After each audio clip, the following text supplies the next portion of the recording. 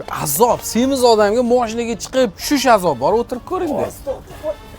Voy dod, nima zarur shunaqa qiynab, dieta qilasizmi?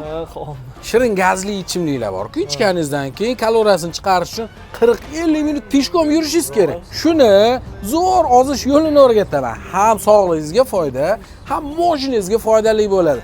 Sirojim bitta like bosing-da, shunaqa semiz, qorinboy tanishlaringizga hozir tarqatib qo'ying. 05 napitka kamida 5000 so'm turadi, lekin siz kunlik 3000 so'mdan to'lab Didar yoki yalla mashinasini Askoda muddatli to'lovga bo'lib to'lashga bosib yuborsangiz bo'ladi. Yomg'irli kunlar boshlanyapti. Shundoq ham shinangizni almashtirishingiz kerak. Agar siz Askodan balonlar xarid qilsangiz, Damas yoki qimmatbaho sovg'alar yutib olishingiz mumkin. O'rnatib berish har 10 000 kilometrda perekitga qilib berish ham bepul bo'ladi.